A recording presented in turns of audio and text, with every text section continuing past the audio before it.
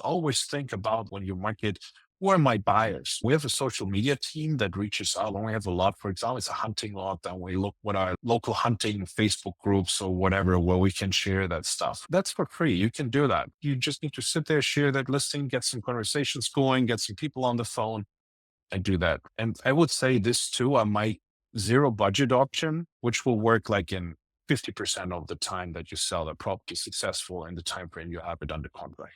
Does that make sense? Yeah, it does. So just getting creative on Facebook, it's not even just the marketplace, it's hunting groups and whatever you Yeah. can think of that's in that spot. Yeah. And guess what? Now what you do is you produce lead flow. So what you can start building, and this is now the first tip. Everybody you get in touch with, you want to ask for an email address and a phone number. That's what you want to do anyway. Now you have a CRM or you don't have a CRM. I think people think too much about CRMs at all because they don't matter when you don't have volumes.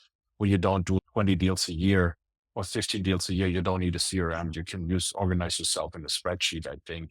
Now what you do is you put everybody in your CRM or on a spreadsheet.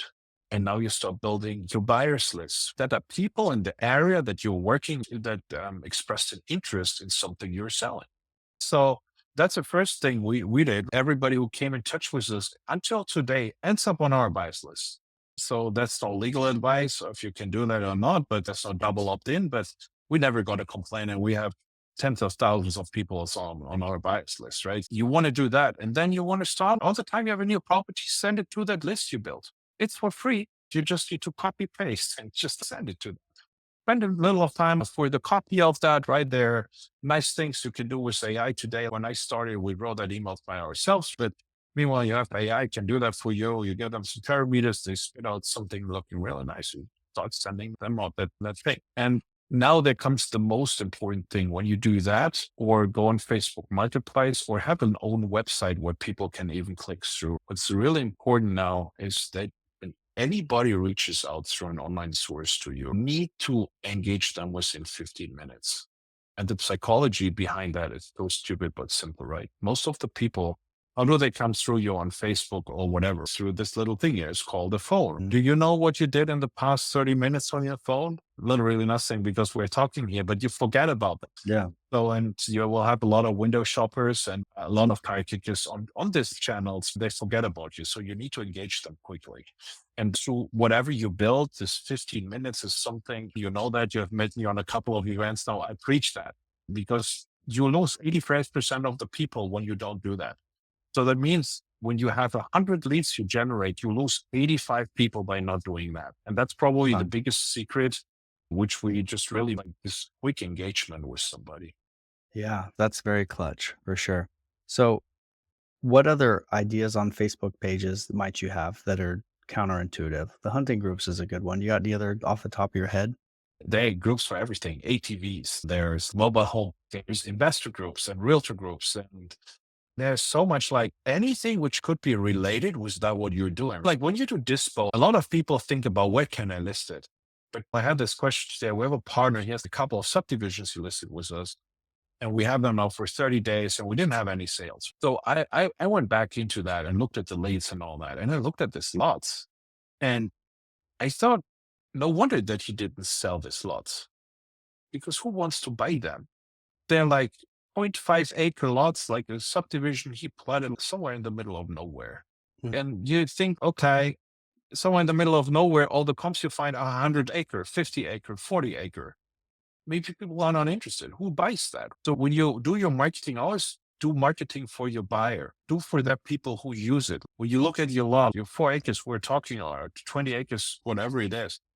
When it's hunters, then structure it for hunters. When it's like, hey, people, you can bring an RV. Cool. It's an RV lot. I will go to all the RV groups and look for people who want to have property that have RVs. Right? When it's for home builders, yeah, then find home builders. You don't find them on Facebook, but you can call them up in that city. You could do that. It's for free. Again, there's so much you can do. It just costs you time. Does that make sense? And I think this is why most of the people don't want to do that. Think we just list it somewhere and it's like through magic or something like that. Yeah, there's sometimes just hard work is the magic. Yeah, We it got it. is. So, yeah. We got an interesting one we're doing for our clients now. We're skip tracing everyone in the area who owns over two pieces of property in the county.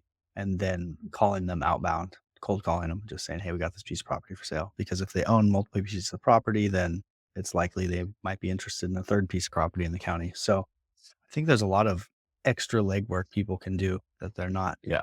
probably doing a lot of the time.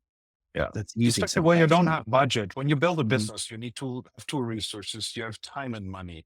The Yep. more money you have, the less time you need. The less money you have, the more time you need. This is Mhm. the thing. And we see that often out there that land investment gets advertised as, hey, you don't need to do anything and sell between you buy for breakfast and sell between lunch and coffee without doing anything. But you and I know that's not the reality. Actually, it's a lot of work you need to put in there. Yeah, what percentage of your sales come from that list that you've been building? Does that hit pretty hard or Yeah, so it's around 8%. We sell a lot of properties. So in relations, it's pretty nice that come out of that list.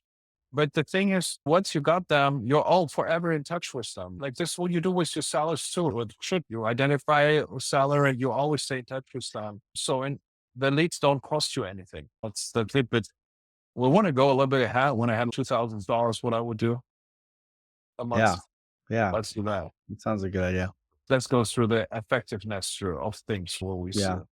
So email marketing is the first thing. You have a small list, but it costs you nothing. Just go on this. Let's say you made your first like two, three, four deals. Like what I would do next is I would first of all buy a little land.com subscription. It's for a year. It's a monthly subscription and will cost you approximately $500. But the leads are probably really valuable we get out of there until today. They have around 20% of the sales come from there, our own sales. Why does that work so well? People looking on land.com are in the market of actively buying a piece of land. They go on a land specific website to look for a specific property in a specific area or a specific property type, and you're on their list and you want to be in front of that audience. That was for me a game changer doing retirement. I don't get anything for saying that, but it's like when you start your journey, it's probably good. And there are like people who have slots available, just advertise it on land.com. And the second thing I would invest in is get a good call center on board on this stage. Because when these people inquire, now you start paying for leads and not just utilize your time. You start paying for leads. You want to hit this 15 minutes mark. And there are subscriptions for $100 a month or something.